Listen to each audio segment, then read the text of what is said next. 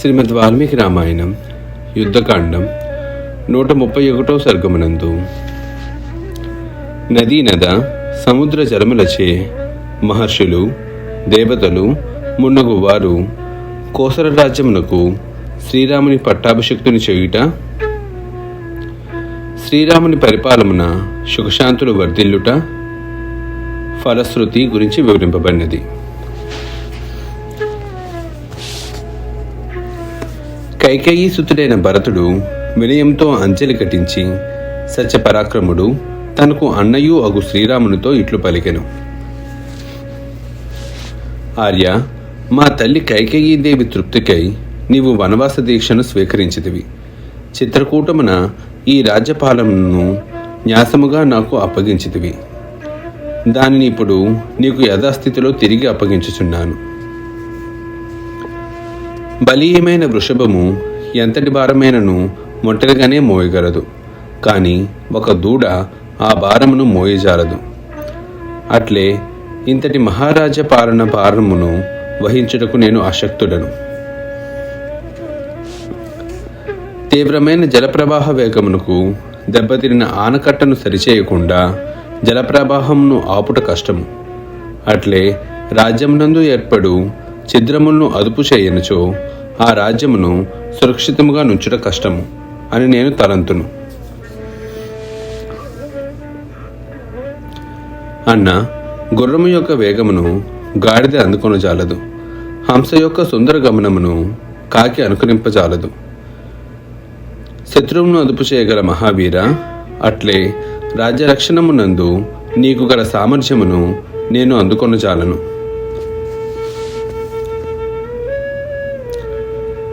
మహాబాహు, ఒక మహానుభావుడు తన ఇంటి పెరటిలో ఒక మొక్కను నాటెను. అది పెరిగి పెద్దదై ఒక మహావృక్షమైనది. ఎవరినూ పైకి ఎక్కలేనంతగా అది ఏపుగా పెరిగినది. దాని బోదె లావుగా ఎత్తుగా ఎదిగినది. దాని కొమ్మలు శాఖోపశాఖలై దూర తీరములకు వ్యాపించినది. క్రమముగా అది చక్కని పువ్వులతో విరాజిల్లినది. ఆ వృక్షము ఎట్టి ఫలములను ఇయ్యకుండా శిథిలమైనచో ఆ సజ్జనుని లక్ష్యము దెబ్బతిన్నట్లే కదా. స్వామి, వృక్షముతో పోల్చి చెప్పిన ఈ విషయమును, దీని ఆంతర్యమును నీవు గమనించియే ఉండుదువు. మన తండ్రి అయిన దశరథ మహారాజు సంతానము కొరకు ఎంతయో తపనపడి పుత్రకామేష్టి మొదలగు యాగములను ఆచరించి మహానుభావుడైన నిన్ను పుత్రునిగా పొందినాడు. కనుక నీవు ఇప్పుడు రాజ్యాధికారమును స్వీకరించి ప్రజలకు సుఖశాంతి ఫలములను అందజేయనుచో దశరథ మహారాజు యొక్క కలలన్నీయును కలలగును.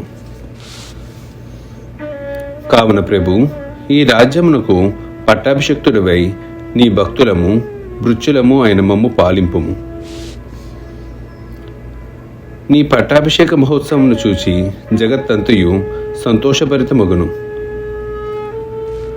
మధ్యాహ్న సమయమున మహా తేజస్సుతో దుర్విరీక్షమైన కిరణములను విరజిమ్ముచున్న సూర్యుని వలె శత్రు భయంకరముగా బలపరాక్రమములు ప్రకటించుచున్న నిన్ను చూచి ప్రజలు నిబ్బరముగా నుండుదురు.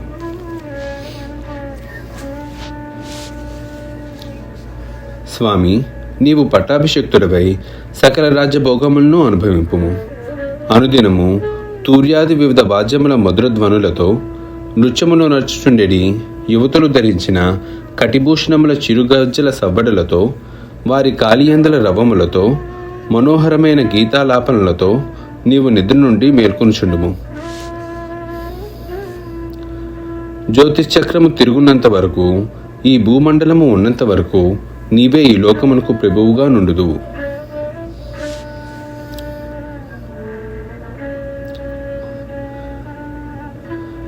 శత్రుపురములపై విజేతి అయిన శ్రీరాముడు భరతుని వినమ్ర వచనములను ఆలకించి తదాస్తు అని పలికి చక్కని సింహాసనంపై కూర్చుండెను. పిమ్మట శత్రుఘ్నుని ఆజ్ఞపై క్షురకర్మలో నిపుణులు, మృదువైన హస్తములు గలవారు, సకాలంలో తమ కర్తవ్యములను నెరవేర్చడి వారు అయిన క్షురకులు అతడికి చేరిరి. ముందుగా మిగుల బలశాలులైన భరత లక్ష్మణ శత్రుఘ్నులు అభ్యంజన స్నానములను ఆచరించిరి. పిదప వానరరాజైన సుగ్రీవుడు, రాక్షసులకు ప్రభువైన విభీషణుడు స్నానాధికములను ముగించుకొనిరి. అనంతరము శ్రీరాముని జటలకు చిక్కులు తీసి కేశ సంస్కారములను వనర్చిరి. అభ్యంజన స్నానానంతరము ఆ స్వామికి చిత్రములైన హారములను అలంకరించిరి. కస్తూరి మున్నగు సుగంధాధికములతో మైపూతులను కావించిరి. అమూల్యములైన పట్టు పీతాంబరములను ధరింపచేసిరి. అప్పుడు స్వర్వాలంకార శోభితుడైన శ్రీరామచంద్ర ప్రభువు సింహాసనంపై విరాజిల్లెను.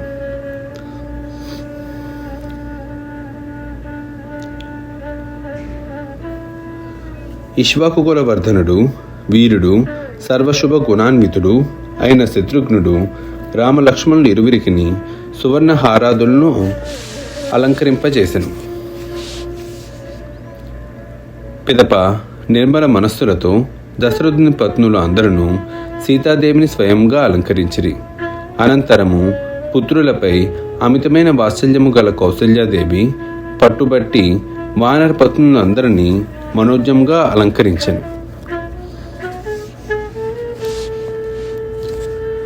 పిమ్మట శత్రుఘ్నుని సూచనపై సుమంత్రుడను రథసారథి రథమును సర్వాంగ సుందరముగా సిద్ధపరిచి మేలైన గుర్రములను పూంచి రాముని సన్నిధికి తీసుకొని వచ్చెను. అంతటా సత్యపరాక్రముడు మహాబాహువు అయిన శ్రీరాముడు సూర్యమండలము వలె తేజోవిలసితమైన ఆ దివ్య రథమును చూచి దానిపై అధిరోహించెను.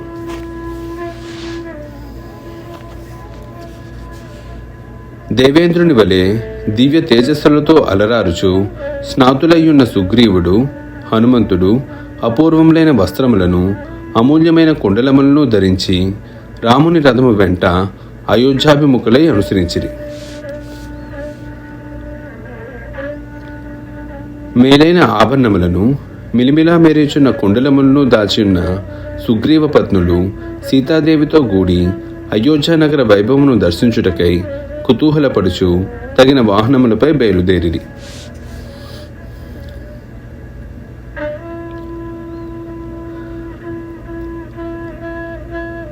అయోధ్యయందున్న దశరథుని మంత్రులు వంశపురోహితుడైన వశిష్ఠుని సమక్షమున పట్టాభిషేకమునకు అవసరమగు ఏర్పాట్లను గూర్చి ఆలోచనలు చేసిరి. సుమంత్రుడు, అశోకుడు, విజయుడు అను మంత్రులు కూడి శ్రీరాముని అభ్యుదయమునకు, అయోధ్యానగర వైభవ సమృద్ధికి వలయు ముఖ్య కర్తవ్యములను గురించి ఆలోచించిరి. పిమ్మట వారు జయశీలుడు, మహాత్ముడు అగు శ్రీరాముని యొక్క అభిషేకము కొరకు మంగళపూర్వకముగా చేయవలసిన సమస్త కార్యములను నిర్వహింపుడు అని పురోహితునకు విన్నవించిరి. వెంటనే ఆ మంత్రులు రామదర్శన కుతూహలముతో త్వరగా నగరం నుండి బయలుదేరిరి. సహస్రాక్షుడైన ఇంద్రుడు ఆకుపచ్చ వన్నెగల గుర్రములను పూడ్చిన రథమును వలె మహాత్ముడైన శ్రీరాముడు జవనాశ్వములను పూడ్చిన ఉత్తమమైన రథమును అధిరోహించి నగరములకు బయలుదేరిను. భరతుడు గుర్రముల కళ్ళెములను చేతబట్టి రథసారథ్యము వహించెను. శత్రుఘ్నుడు శ్రీరాముని శిరస్సుపై ఛత్రమును పట్టెను. లక్ష్మణమూర్తి వింజామరును పట్టుకొని సేవించుచుండెను. రాక్షసరాజైన విభీషణుడు చంద్రుని వలె స్వచ్ఛమైన మరి ఒక తెల్లని వింజామరణము చేబూని రథమునకు ముందు భాగమున నడుచుచుండెను. మహర్షులు, మరుద్గణములతో కూడిన దేవతలు ఆకాశమునందు ఉండి శ్రీరామచంద్ర ప్రభువును స్తుతించుచుండగా ఆ మధుర స్తుతుల యొక్క ధ్వనులు వినబడసాగెను.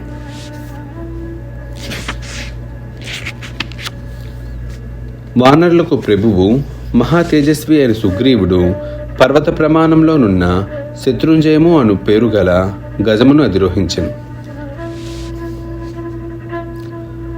వానరులు ఎల్లరను మానుష రూపములను దాల్చి సర్వాభరణ భూషితములై 9,000 ఏనుగులపై ఆసీనులై పురోగమించుచుండిరి.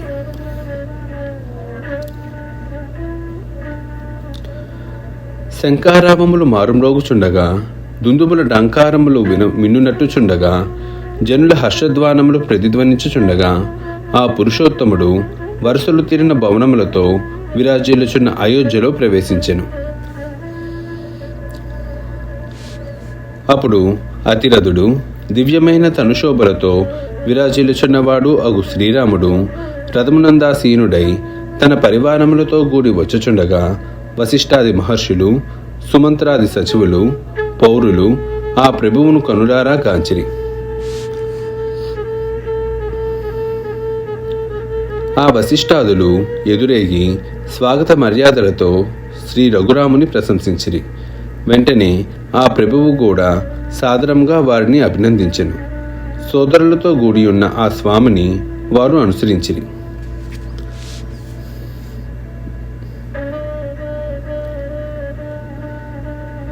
అమాత్యులచే, బ్రాహ్మణులచే, పౌరులచే పరివృత్తుడై ఉన్న శ్రీరామచంద్రుడు నక్షత్ర మండలమున విరాజిల్లుచున్న చంద్రుని వలె వైభవోపేతుడై అలరారుచుండెను.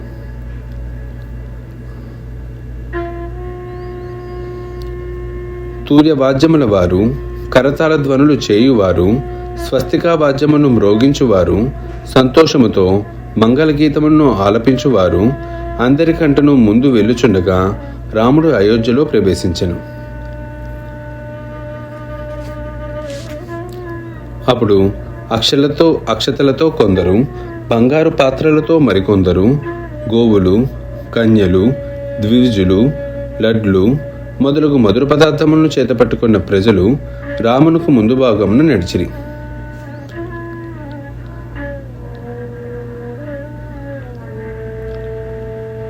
శ్రీరాముడు సుగ్రీవుని ఆదర్శ మైత్రిని, మారుతి యొక్క అపూర్వమైన దివ్యశక్తిని, వానరుల యొక్క అద్భుత కృత్యములను, రాక్షసుల యొక్క బలపరాక్రమములను, విభీషణి యొక్క కలయికను గూర్చి మంత్రులకు వివరించెను. ఆ విశేషములను విన్నంతనే అయోధ్య పౌరులు ఎంతయో ఆశ్చర్యపడిరి. ప్రజల సమక్షమున మంత్రులతో ఇట్లు పలికిన పిమ్మట తేజోమూర్తియగు శ్రీరాముడు వానరులచే పరివృత్తుడై సంతోషముతో పుష్టి కలిగి ఉన్న జనులతో నిండిన అయోధ్యలో ప్రవేశించెను.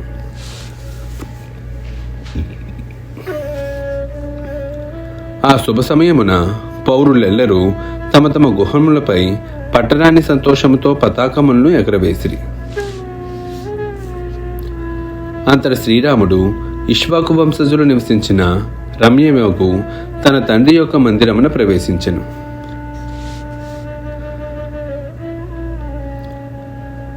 రాజకుమారుడైన రఘురాముడు మహాత్ముడైన తన తండ్రి యగు దశరథుని యొక్క గృహమును సమీపించి అందు ప్రవేశించి కౌసల్య, సుమిత్ర, కైకేయి మాతలకు నమస్కరించెను.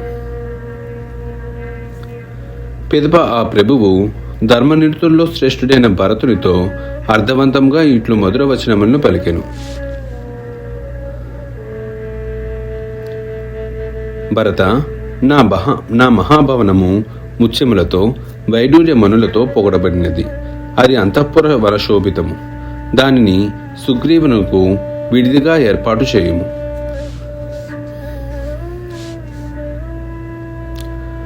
సత్యపరాక్రముడైన భరతుడు అన్న యొక్క ఆజ్ఞానుసారము వెంటనే సుగ్రీవుని చేతిని పట్టుకొని అతనితో ఆ అంతఃపురమున ప్రవేశించెను. పిమ్మట శత్రుఘ్నుని ఆజ్ఞ మేరకు సేవకులు అతడికి తైలదీపములను, పరుపులను, ఆస్తరణములను తీసుకొని వచ్చిరి.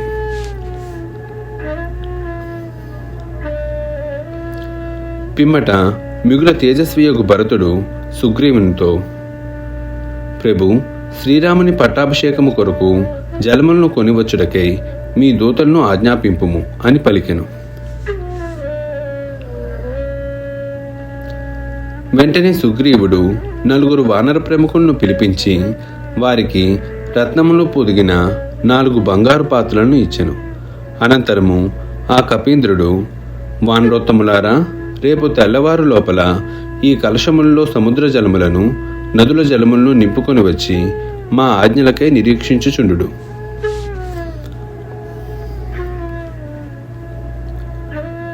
సుగ్రీవుడు ఇట్లు ఆజ్ఞాపించిన వెంటనే మదపటేనుగుల వలె బలాజ్జులైన మహాత్ములకు వానరోత్తములు గరుడిని వలె వేగముగా ఆకాశమునకు ఎగిరిరి. భల్లూకరాజైన జాంబవంతుడు, వానరోత్తములైన హనుమంతుడు, వేగదర్శి, గవయుడు, ఋషభుడు అనువారు 4 సముద్రముల నుండి 500 నదుల నుండి పవిత్ర జలములను తమ కలశముల్లో నింపుకొని మరలి వచ్చిరి. మిగుల బలశాలి అయిన సుషేనుడు రత్నఖచితమైన ఒక బంగారు కలశములో తూర్పు సముద్రము నుండి జలములను నింపుకొని వచ్చెను. ఋషభుడు అను వానరుడు దక్షిణ సముద్రం నుండి తన సువర్ణ కలశములో జలములను నింపుకొని దానిపై ఎర్రచందన శాఖలను కప్పుకొని తిరిగి వచ్చెను. పిదప గవయుడు అను కపివరుడు పశ్చిమ మహాసముద్రము నుండి ఒక పెద్ద రత్న కలశములో జలములను నింపుకొని వాయువేగంతో మరలి వచ్చెను. సకల సద్గుణ సంపన్నుడు, ధర్మాత్ముడు అయిన నలుడు అను వానరోత్తముడు గరుడుని వలె వాయుదేవుని రీతిగా వేగముగా సాగి ఉత్తర సముద్రము నుండి శీఘ్రముగా పునీత జలములను కొనివచ్చెను. ఆయా వానరోత్తములు అట్లు పవిత్ర జలములను తీసుకుని రాగా వెంటనే శత్రుఘ్నుడు మంత్రులతో కూడి ఆ రామాభిషేక జలములను ప్రధాన పురోహితునకు మిత్రులకును అప్పగించెను.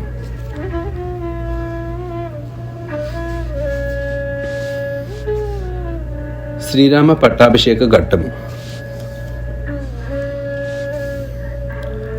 అనంతరము మహర్షుల్లో శ్రేష్ఠుడు, వంశపురోహితుడు అయిన వశిష్ఠ మహాముని ఋత్విజులైన బ్రాహ్మణులతో కూడి సీతాసహితుడైన శ్రీరామచంద్రుని రత్న సింహాసనంపై ఆసీనుని గావించెను.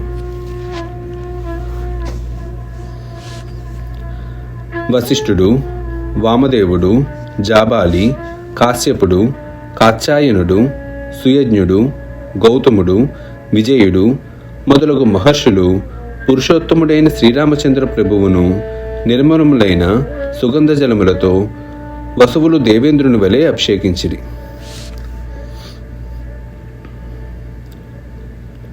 పిమ్మట ఋత్విజులైన బ్రాహ్మణులు, కన్యలు, మంత్రులు, యోధులు, పురప్రముఖులు మొదలగు వారితో కూడి వశిష్ఠాది మహర్షులు పరమ సంతోషముతో ఆ ప్రభువునకు వేదమంత్రపూర్వకముగా అభిషేకము జరిపిరి. ఇంకను వారు ఆకాశమున నిలిచియున్న దేవతల చేతను, గంధర్వుల చేతను, కిన్నెర కింపురుషాదుల చేతను, నలుగురు దిప్పారుల చేతను, అతడికి విచ్చేసిన తదితర దేవతలందరి చేతను వివిధములైన ఓషధి రసములతో సీతారాములను అభిషక్తులను గావించిరి. పూర్వము బ్రహ్మదేవుడు రత్నఖచితమై కాంతులను విరచిమ్ముచున్న ఒక కిరీటమును నిర్మించి దాని చేత మనువును పట్టాభిషక్తుని గావించెను. పిమ్మట మనువంశమునందరి రాజులందరూ క్రమముగా ఆ కిరీటము తోడనే అభిషక్తులైరి.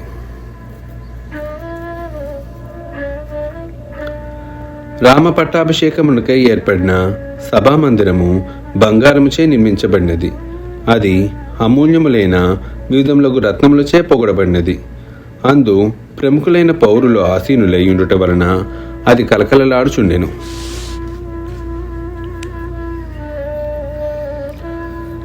ఆ సభయందలి వివిధ రత్నములచే పొగిడిన ఒక పీఠంపై బ్రహ్మ నిర్మితమైన ఆ కిరీటము విద్యుక్తముగా ఉంచబడినది.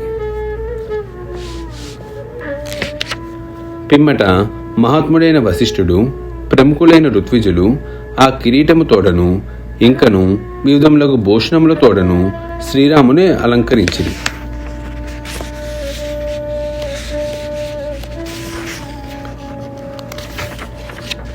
శత్రుఘ్నుడు ఆ స్వామికి శుభప్రదమైన తెల్లని ఛత్రమును పట్టుకొనెను. వానరరాజైన సుగ్రీవుడు తెల్లని వింజామరలతో సేవించుచుండెను.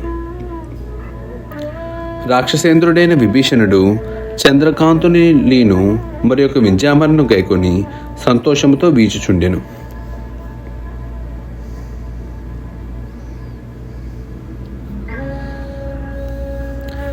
పిమ్మట దేవేంద్రుని తరపున వాయుదేవుడు సుందరమైన ఆకృతితో స్వయంగా వచ్చి 100 పద్మములతో కూడి మెరిచున్న బంగారమాలను వివిధములగు రత్నములతో మనులతో బాసిల్లుచున్న ముత్యాలహారమును ఆ ప్రభువునకు భక్తితో సమర్పించెను.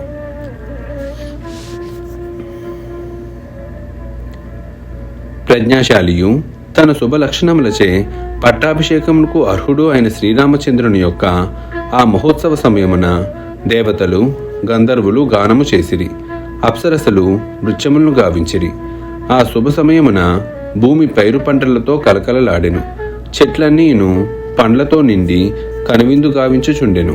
పుష్పములు సువాసనను వెదజల్లుచుండెను. ఆ పురుషోత్తముడు ముందుగా లక్షల సంఖ్యలో గుర్రములను, పాడియావులను, గోవులను, వందల కొలది వృషభములను బ్రాహ్మణోత్తములకు దానము చేసెను. ఆ మహాత్ముడు ఇంకను 30 కోట్ల బంగారు నాణెములను, అమూల్యములైన విధములగు ఆభరణములను, వస్త్రములను ద్విజవరులకు పంపించి వేసెను.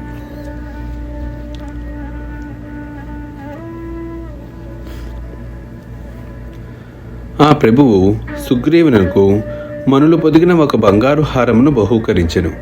అది సూర్యకిరణముల వలె జిగేలు మనుచు దివ్యకాంతులను విరజిమ్ముచుండెను. ఆ స్థితప్రజ్ఞుడు వజ్రములతో, రత్నములతో, వైడూర్య మనులతో చిత్ర విచిత్రముగా నిర్మితములైన 2 భుజకీర్తులను వాలికుమారుడైన అంగదునకు బహుమతిగా ఇచ్చెను.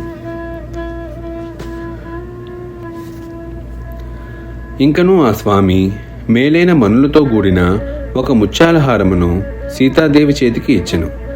ఉత్తమమైన ఆ ఆభరణము చంద్రుని కిరణముల వలె మనోరంజకంగా నుండెను. పిమ్మట ఆ సీతామాత భర్త వైపు చూచుచు స్వచ్ఛములై దివ్యములైన వస్త్రములను, చక్కని ఆభరణములను మారుతికి కానుకలుగా ఇచ్చెను.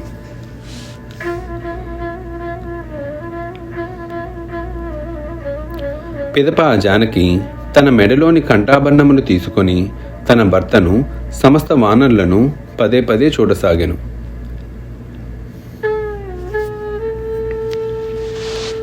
ఆమె మనస్సులోని భావమును గ్రహించిన శ్రీరాముడు ఆమెతో, ఓ సుందరి, సాటిలేని పౌరుషము, పరాక్రమము, ప్రతిభ మొదలగు లక్షణమును పూర్తిగా కలిగి నీ ఆదరణకు పాత్రుడైన ఉత్తమునకు ఈ హారమును బహూకరింపము అని పలికెను.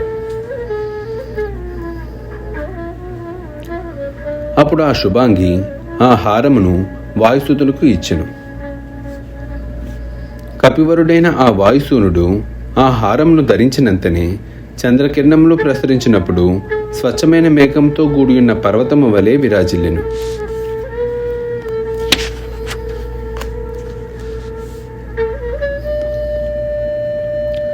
శత్రుసూదనుడైన శ్రీరామచంద్ర ప్రభువు మైందునకు, వివిధునకు, నీలునకు వారి అభిరుచులకు అనుగుణముగా కోరిన వాటన్నిటినీ బహూకరించెను.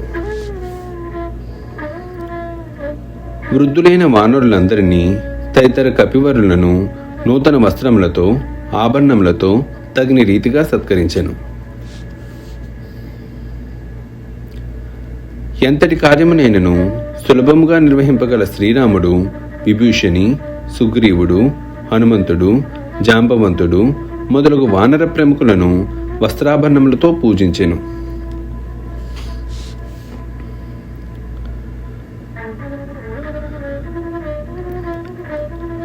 తాము కోరుకున్న రీతిగా పుష్కలముగా రత్నాభరణములచే తగిన విధంగా సత్కరింపబడిన ఆ వానర ప్రముఖులు ఎల్లరును ప్రసన్న చిత్తులై తమ తమ స్థానములకు వెళ్ళుటకు సిద్ధమైరి.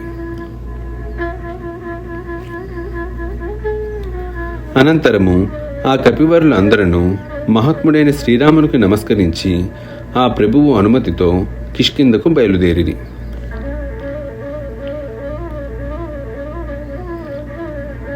పిమ్మట వానరేంద్రుడైన సుగ్రీవుడు రామ పట్టాభిషేకమును చూచి ఆనందించి ఆయనచే సత్కరింపబడి కిష్కిందకు చేరెను.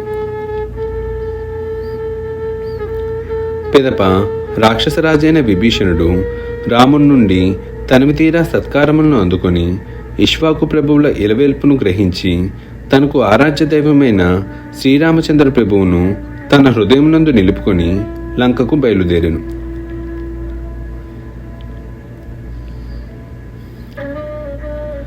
దుష్టులను శిక్షించువాడు, మిగులు వాసిగాంచిన వాడు, ఉదార స్వభావుడు అయిన రఘువరుడు సమస్త కోశల రాజ్యమును పరమ సంతోషముతో పరిపాలింపసాగెను. ధర్మాత్ముడైన శ్రీరామచంద్రుడు ధర్మజుడైన లక్ష్మణునితో ఇట్లనెను: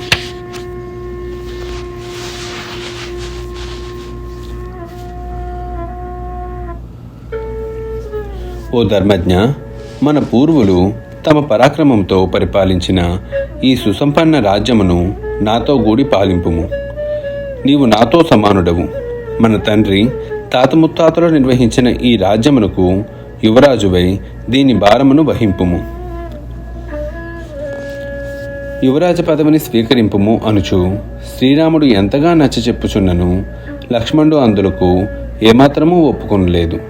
పిదప ఆ ప్రభువు భరతుని యువరాజునుగా చేసెను.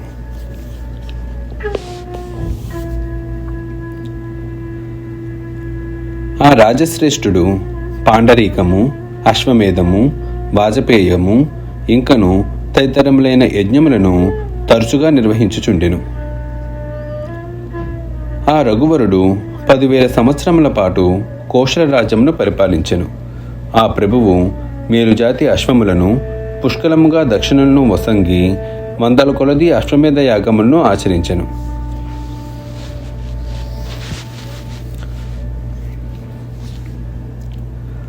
ఆజానుబాహువు, ప్రతాపశాలియు, గొప్ప భుజబలము గలవాడును అయిన రామచంద్ర ప్రభువు లక్ష్మణి సహకారముతో భూమండలమును పాలించెను. ధర్మాత్ముడైన రఘువరుడు విశాలమైన కోసల రాజ్యమునకు ప్రభువై బంధుమిత్రులతో కూడి బహువిధములైన యజ్ఞములను నిర్వహించెను.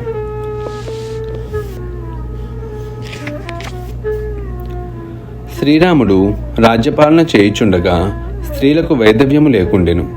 ప్రజలకు క్రూర మృగముల బాధ లేకుండెను. వారు రోగగ్రస్తులు కాకుండిరి. జనులకు దొంగల భయము లేకుండెను. ఎట్టి అనర్థములను సంభవింపకుండెను.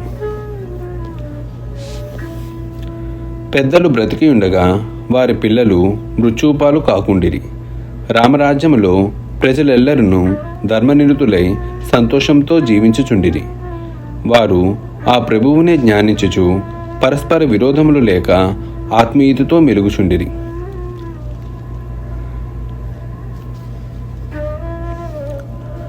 ఆ ప్రభువు యొక్క పరిపాలనలో ప్రజలందరూ దీర్ఘాయువులై సంతాన వృద్ధి కలిగి ఉండిరి. వారు శోకరహితులై ఆరోగ్య భాగ్యములతో వర్ధిల్లుచుండిరి. ఆ రఘువర్ని రాజ్యమున ఎవరి నోట విన్నను రామనామము, రాముని గాథలే వినబడుచుండెను. జగమంతయు రామమయమే ఒప్పుచుండెను.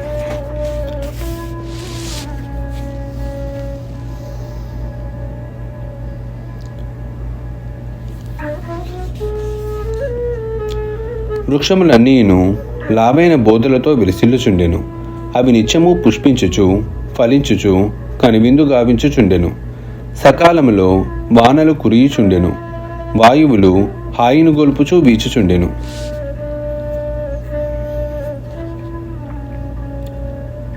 బ్రాహ్మణులు మొదలగు అన్ని వర్ణముల వారును దురాశ లేని వారై తమ తమ కర్మల యందే ప్రవర్తిల్లుచు సంతుష్టులై ఉండిరి. రామరాజ్యమునందు ప్రజలందరూ శుభలక్షణములు గలవారు, ధర్మనిరతులు, సత్యమునే పలికెడివారు, స్వధర్మములను ఆచరించుట యందే ఆసక్తి గలవారు.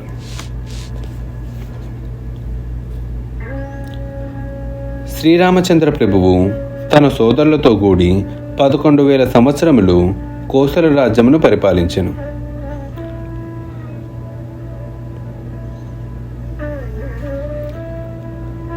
వాల్మీకి మహర్షి రచించిన ఆదికావ్యముగు ఈ శ్రీమద్ రామాయణము శుభప్రదమైనది, ఆయురారోగ్యములను, కీర్తి ప్రతిష్టలను పెంచునది. ఇది రాజులకు విజయమును చేకూర్చున్నది. లోకమున ఈ కావ్యమును పఠించిన వారు, వినిన వారు సమస్త పాపముల నుండి విముక్తులు అగుదురు. ఈ రామ పట్టాభిషేకమును విన్న వారికి సంతానము కలుగును, సంపదలు ప్రాప్తించును.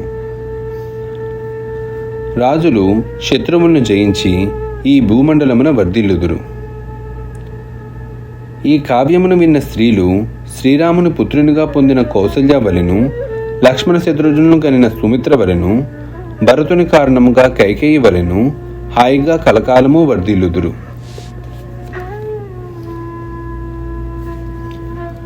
ఎంతటి కార్యమునైనను అవలీలగా సాధించున్నట్టి శ్రీరాముని విజయములను, ఆ ప్రభు వృత్తాంతమును తెలిపెడి రామాయణ గాథను వినిన వారు దీర్ఘాయువులు అగుదురు. వాల్మీకి మహర్షి విరచితమై ఈ మహాకావ్యమును శ్రద్ధగా ఆలకించిన వారు జితక్రోధులై దారిద్ర్యాది దుఃఖముల నుండి విముక్తులగుదురు. దీర్ఘకాలము బంధువులకు దూరమైన వారు మరలా వారిని కలుసుకొందురు. శ్రీరాముని అనుగ్రహమున వారి కోరికలు అన్నియును నెరవేరును. రామాయణ శ్రవణముచే దేవతలు ప్రసన్నులగుదురు. ఆ శ్రోతల యొక్క కుటుంబములకు దుష్టగ్రహ బాధలు తొలగిపోవును. రాజ్యములను కోల్పోయిన భూపతులు రామాయణ శ్రవణ ప్రభావమున శత్రువులను జయించి తిరిగి తమ రాజ్యములను పొందుదురు. వారికి సకల శుభములు చేకూరును. స్త్రీలు గర్భవతులై ఉత్తములైన పుత్రులను బడయుదురు.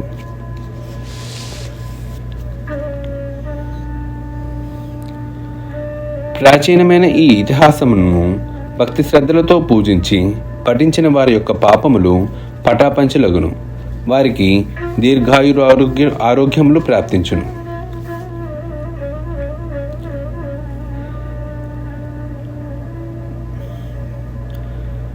బ్రాహ్మణులకు శిరసా ప్రణమిల్లి అద్విజోత్తముల నుండి ఈ వృత్తాంతమును విన్న క్షత్రియులు ఐశ్వర్యములను పుత్రులను పొందుదురు.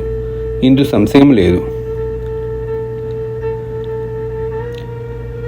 శ్రీరాముడు సాక్షాత్తు సనాతుడైన శ్రీ మహావిష్ణువు యొక్క అవతారమే కనుక రామాయణంను సంపూర్ణంగా వినిన వారికిని పఠించిన వారికిని రామానుగ్రహము సిద్ధించును.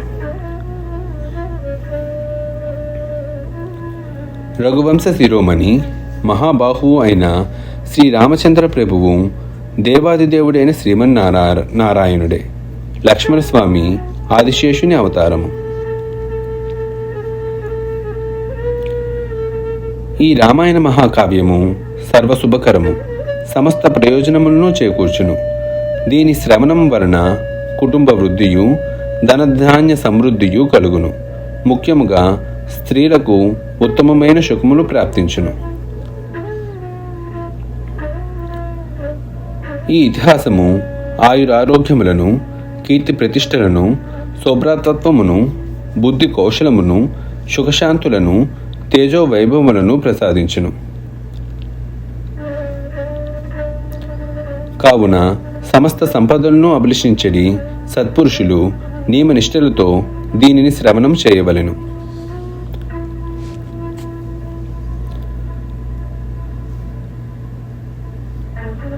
ప్రాచీనమైన ఈ రామోదంతము మీకు సర్వశుభములను చేకూర్చుగాక. మీపై శ్రీమన్నారాయణ ప్రభావము మిక్కిలి ప్రసరించుగాక. ఈ రామాయణమును తమ కడ కలిగి ఉండి ఇందలి దివ్యగాథలను వినినచో దేవతలను పితృదేవతలను తృప్తిపడుదురు. వాల్మీకి మహాముని రచించిన రామాయణ సంహితను భక్తితో రాసిన వారు తప్పక స్వర్గసుఖములను పొందుదురు.